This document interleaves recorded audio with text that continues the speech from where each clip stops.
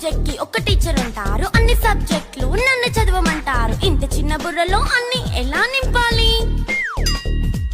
Class work, home work, fair notes అంటారు. Subject కి 3 books పెట్టి బ్యాగ్ నింపుతారు. ఇన్ఫాక్ట్ నా బరువు కన్నా నా బ్యాగ్ బరువే ఎక్కువ.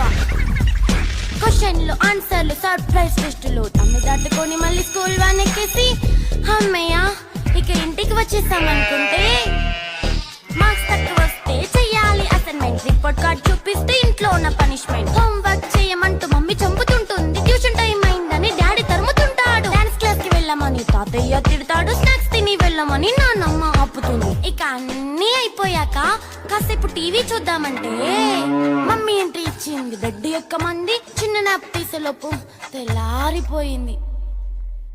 అయ్యో మళ్ళీ మొదలు ఈ స్కూల్ కష్టాలు.